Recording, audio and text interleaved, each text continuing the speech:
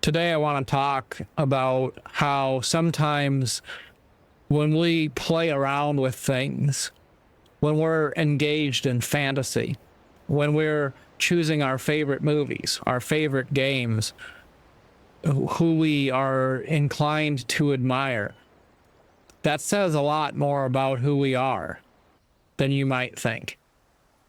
Because if we think that violence is really entertaining, if we're inclined to always be inspired by the bullies or the strongmen, if we're always inclined to laugh at jokes that are at someone else's expense, you see, the things that entertain us, even if they're not really real in a way, they say a lot about the nature of our hearts.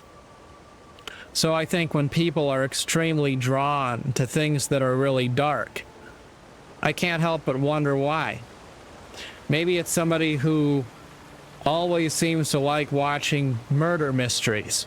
Well, I can't help but wonder why it is that out of all the things they could be entertained by, they seem to always be gravitating toward things that involve bodily harm or extreme violence.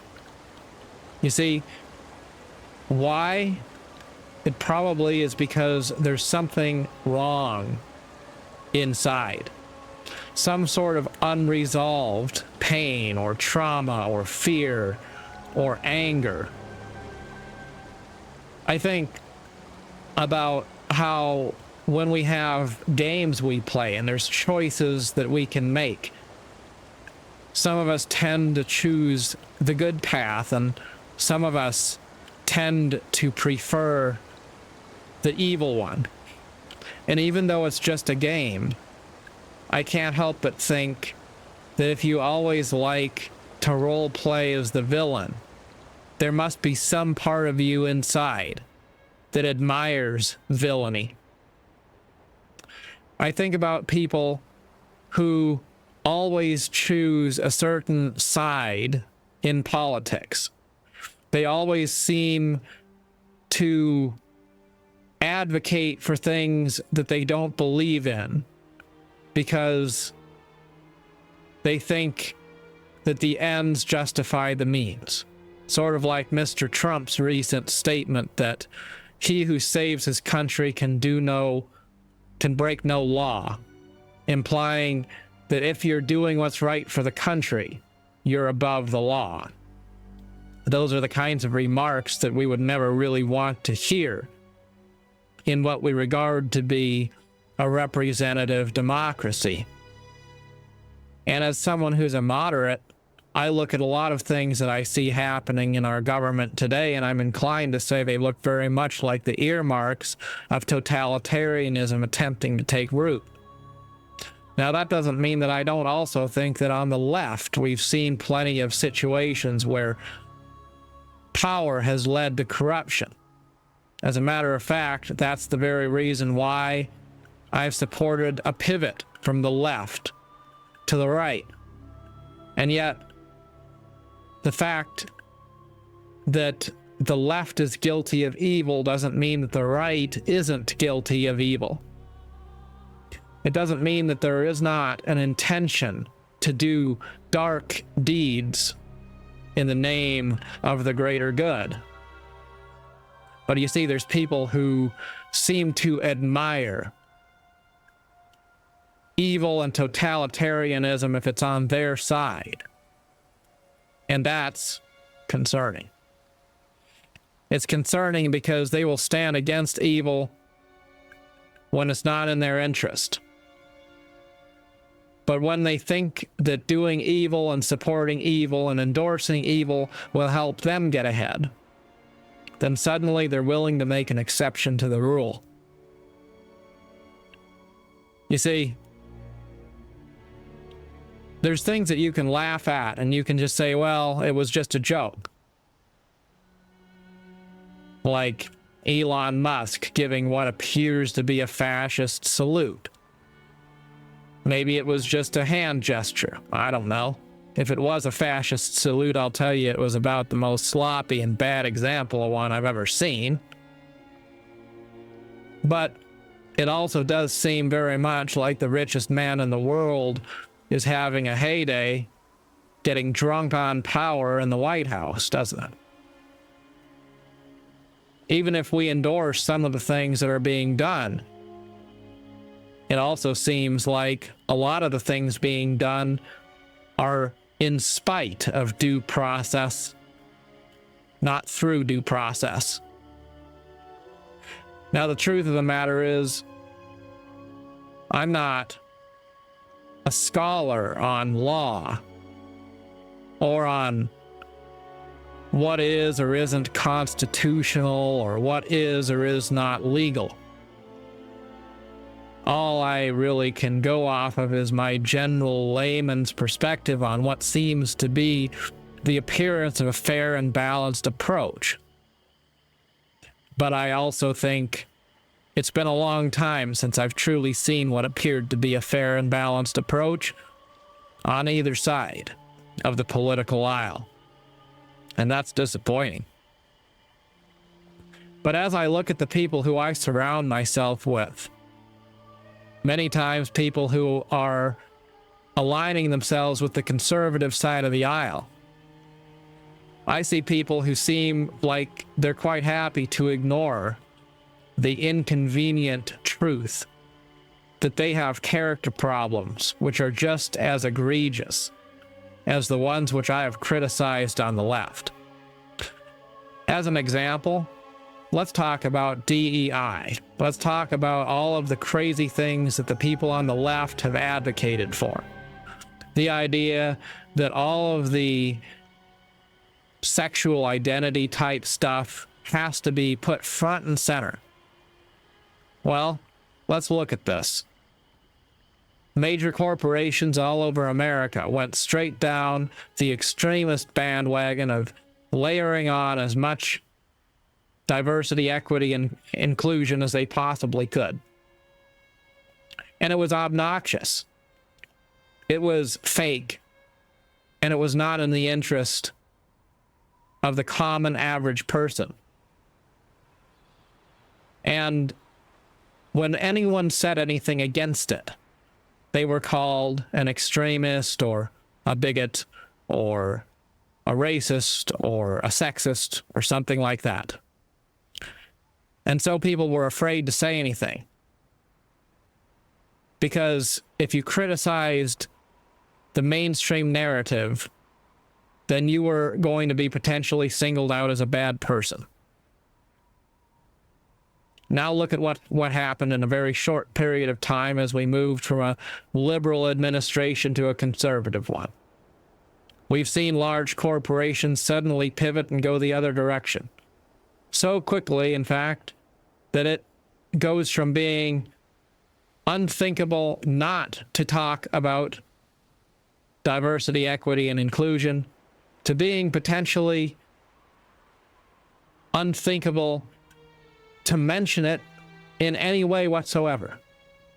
The same corporations that would have been causing trouble for people for not being inclusive enough 3 months ago now will be offended at even the slightest mention of inclusive rhetoric. You see, it's ditch to ditch. And it proves that a lot of the noise that's been going on really hasn't been about conviction.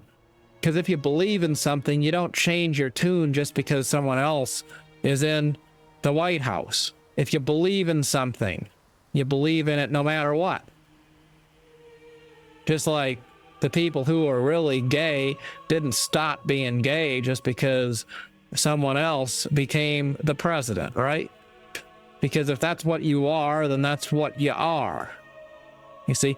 But there's a lot of flip-flopping where major voices in our country will align themselves with something because it allows them to get ahead in some way. They're pulling levers and they're manipulating people.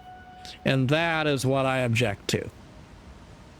But the fact that I object to over-the-top ridiculous antics that are done for the purpose of catering to some kind of a lobby doesn't mean that I don't support the importance of being inclusive, being respectful, and giving a place for all people to feel safe and accepted.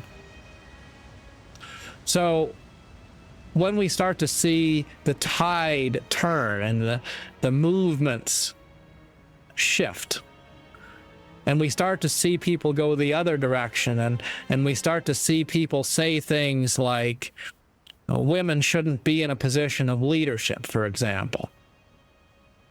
Well, that's a red flag we should be ready to stand against, because the truth of the matter is minorities do need equal opportunity.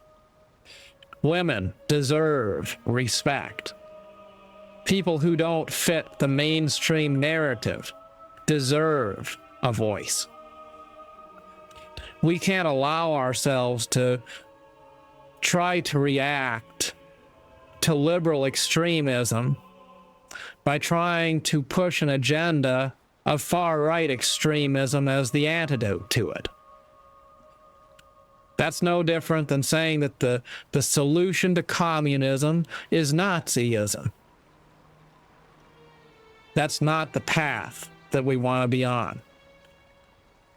But what I'm really talking about here, even though this is a topic that's adjacent to politics, I'm talking about what I would describe as a middling evil. It's not an extreme evil, it's just a in the middle kind of an evil. It's like the guy who says, I don't believe in cryptocurrency. I think it's a scam. I think it's fake. I think the blockchain is going to be used to roll out digital currencies that are going to segue us into a surveillance state. I think all of these things are either a scam or they're a fraud or they're not a good thing for the economy and for our country, but I'm going to invest in it because I want a piece of the pie now. I can't afford to let my piece of the pie slip out of my fingertips. So I will put my money into something I don't believe in because I want to have a stake in the glory of it, even if some part of it is corrupt. Or the guy during COVID who said, I don't think I want to get the COVID vaccine because I don't trust it and I don't believe that the government should be telling me what to do with my body. But then, when the time comes, despite all that smack talking, he's going to be the first one to get in line to get the jab because you know what? He's got all kinds of stuff to say on Reddit, but he's not going to actually back it up if he has to put his hide on the line. You see? Because people will say, well, I believe in freedom as long as I don't have to sacrifice for it, as long as I don't have to risk my job and somebody else will risk theirs. See? I believe in freedom as long as I don't have to sacrifice my freedom or my liberty in order to safeguard it. We live in a world of people who really want what's right for America, what's right for their country, what's right for the world, as long as they don't have to do anything to sacrifice to that end. They want to stand for what's right as long as it helps them to get ahead.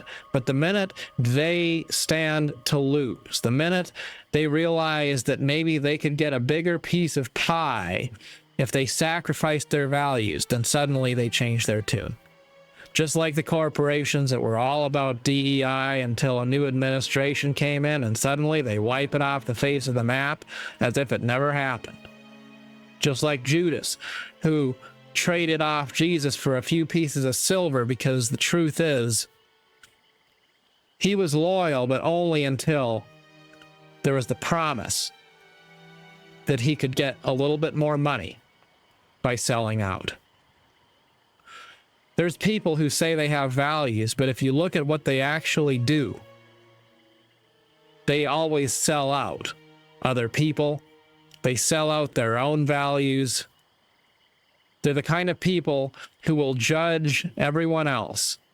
But if you look at their actions, they don't live according to any set, true conviction. There's a lot of people who will go to church on Sunday because they think that they have a place of moral superiority if they do so, helping to safeguard that ticket to eternal bliss. And they'll judge other people for not following the path. But really, they're not going to be sacrificing anything that makes them live in a smaller house or drive a smaller car. They're not going to make any sacrifices that stand between them and the next promotion. Because you see, despite the fact they think they worship some sort of a god, what they really worship is money. What they really worship is power and ego. And there's a lot of people who will take a moral stand on things that are abstract and don't apply to them. But they won't take a stand for things that are actually substantially more important. Somebody said on the left side of the aisle, they said, isn't it crazy how the conservatives will fight so hard against abortion, and at the same time they'll fight to abolish the education system that would teach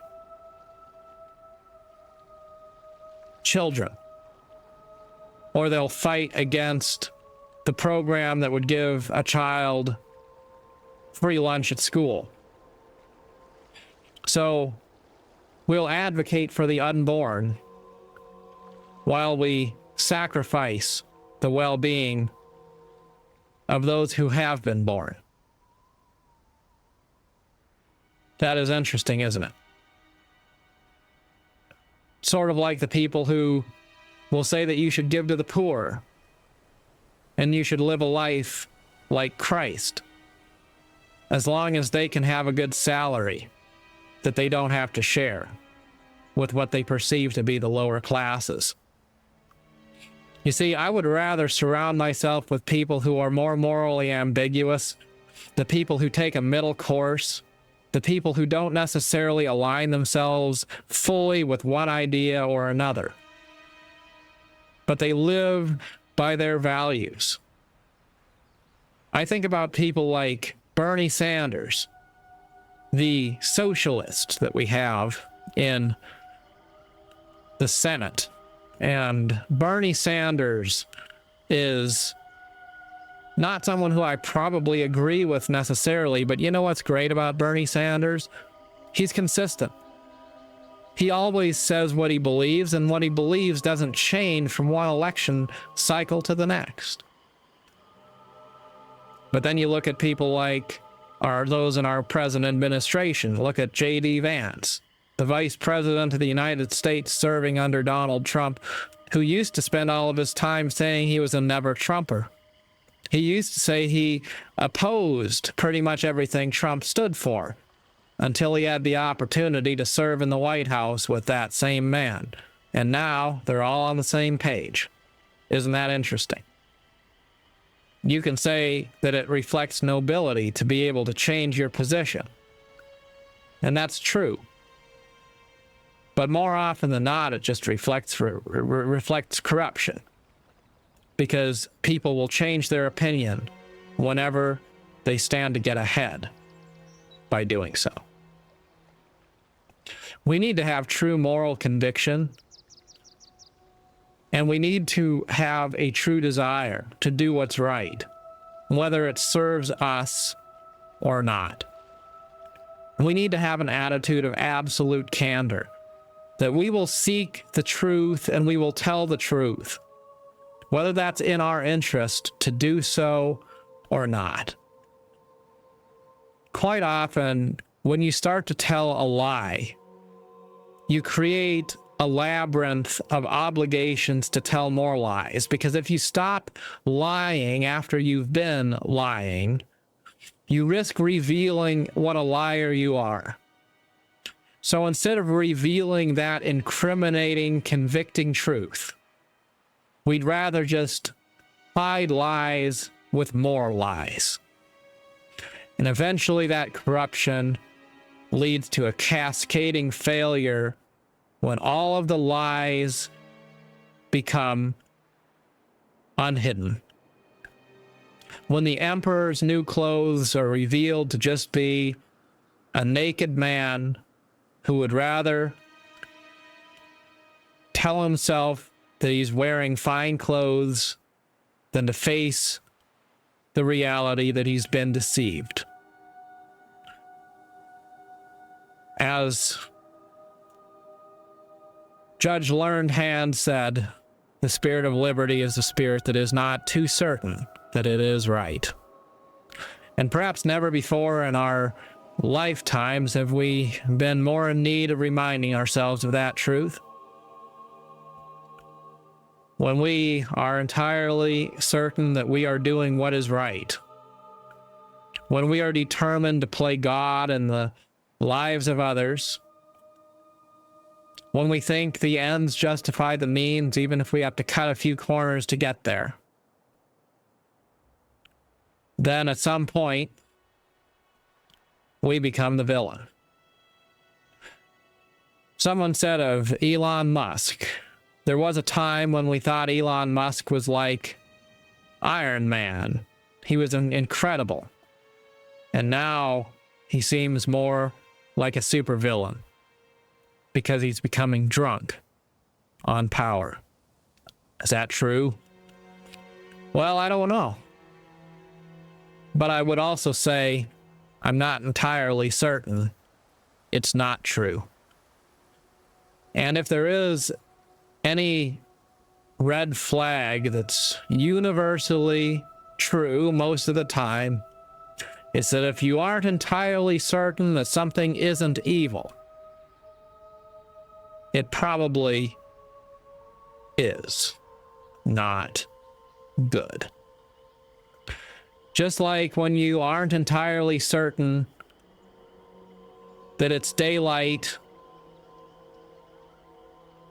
it probably isn't. When something doesn't look like it's coming from a place of love, it probably isn't.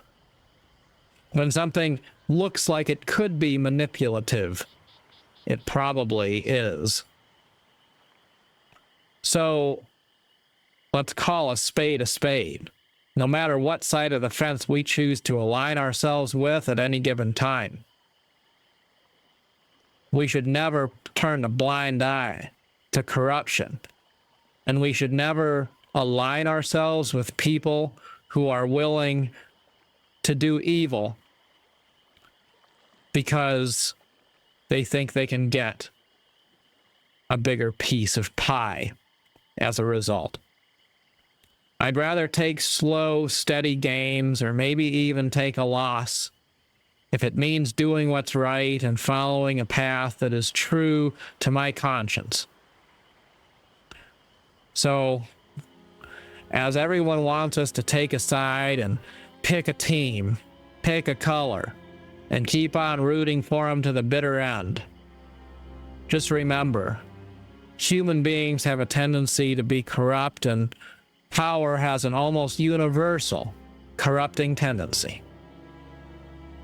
So, whether we're talking about the friendships we have, the relationships we harbor, the politics we support, the politicians we vote for, don't align yourself with anything completely. Instead, focus completely on aligning yourself to the best of your knowledge with that which is true and just and upright. Because most likely, when you hear bad things said about somebody, you hear Democrats say bad things about Republicans, you say Republicans, they're saying bad things about Democrats. You know, the truth is it's usually Usually, all those bad things are probably true. True on both sides. The world is filled with good people who have good intentions that are busy doing evil things in the name of good, and then justifying them because in their minds, the evil is not too bad. But a small lie is still a lie. A small evil is still evil. And if we have to make a choice between one evil and another, then it would be best for us not to choose at all. As always, no matter where you find yourself, try to do good in the life of others with the life and energy that you have. And try not to devote too much energy to the people and the things which seem to always gravitate toward darkness instead of light. Good luck on your journey. As always, thanks for watching.